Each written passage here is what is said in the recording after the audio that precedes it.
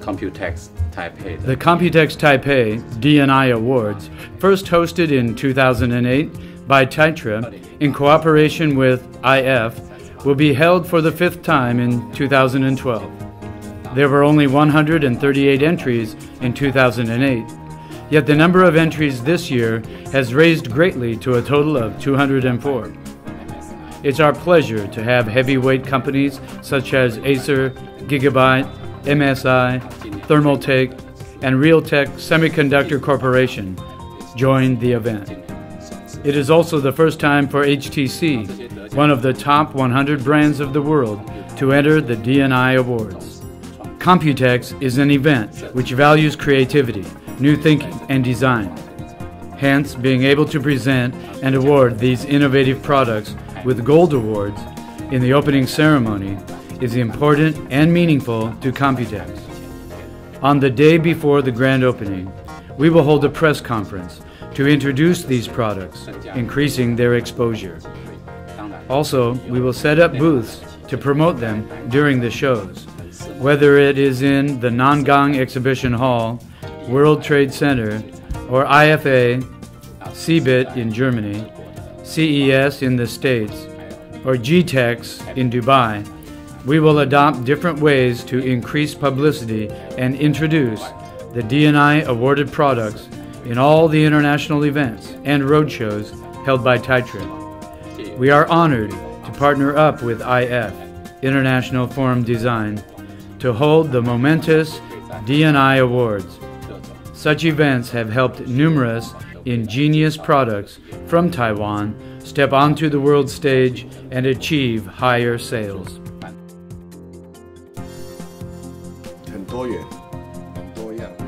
Products are diversified and multiform.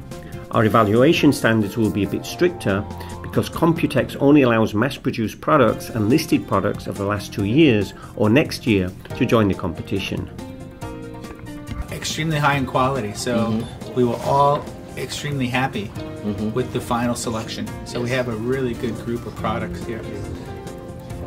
Some of the differences I see coming from the United States is in Taiwan, the products we're seeing from Taiwan seem to have a lot of technical competence, but there's still a lot of opportunity to use that technical competence more effectively in establishing brands and presence and personality, and thinking more about what are the benefits to people of that technology, as opposed to simply focusing on what are the technical benefits.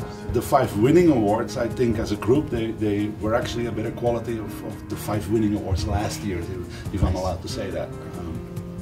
And that is definitely a step up. So in a sense, I'm excited that because the quality of it is very good, hopefully companies will take that to heart and start saying, look, we really have to invest in upgrading the quality of our product. So in a nutshell, the 5 winners I'm more impressed with than the 5 winners last year. It's actually very exciting to actually see design quality overall. I mean, there was companies from Taiwan mainly and from overseas, and the whole general level was actually very good. It was actually very difficult to choose 5 products. So I think the general standard was actually better than I actually thought. So I was actually quite impressed. Very tired. Okay, it's very tiring to actually choose and concentrate and try to find the right product at the right time. Well, I think what's very interesting is, and this is a bit of a change that I've seen in the last couple of years coming from my perspective in the US, is that I used to think of awards as passive. Designers would do something and the award committee or the museums or the exhibition which would follow. What I'm realizing now is that the criteria of design awards actually establishes the standard for the entire profession. So in other words, I used to think awards were passive. Now I realize that they are an amazing influence on the whole field of design, and for Taiwan, the whole field of electronics, right, IT, in this category.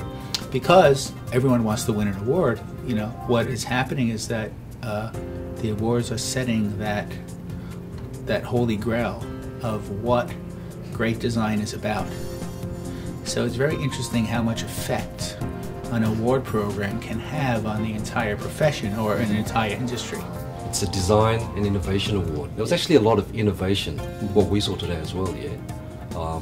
But when we decided, it's still more design rather than innovation. So it was actually a pity. Some of the stuff that was really good, very innovative, it could have added just a little bit more design, and I think we would have had even more difficult time to sort of judge the product. So it was, you know, we often came up to a product, that's a really good idea, but it wasn't executed quite nicely. So I think with Taiwan and industry right now, I think I've been here for 20 years in Taiwan, and I think the design level has gone up tremendously a lot. But unfortunately, innovation is even higher sometimes. But I think still some companies have to see even more value with design, and that's what we hope we can promote. So that's why I think when we gave the award sometimes that innovation was not enough. It had to have innovation plus very nice design. That not necessarily will make it sell you, but I think it's a very important package to do that. Otherwise, we're not going to say, okay, we really love that product. Okay, so we're not going to buy a product because it's great innovation only, but it has to be the whole package, and that's what we're trying to promote, I think, with the Design and Innovation Award. So that's basically it. The IF Product Design Award is one of the most prestigious awards in Germany and has been held in Taiwan for 5 years. The IF Product Design Award stands for the International Recognition of High Quality. Reaching such levels for all the Taiwanese products will be the key to upgrade Taiwan's industries. I fully agree on setting the standard. I think that's correct.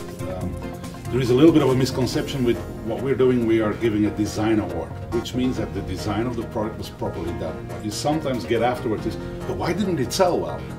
Well, it's not because it's designed proper that a product is successful. There's a lot of steps that need to happen afterwards that need to be 100% correct too.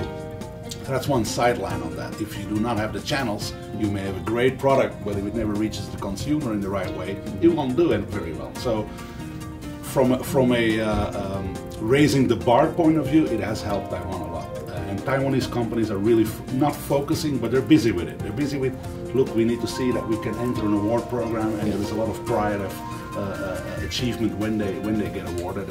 And that does only one thing, is, you know, raise the bar for the next year.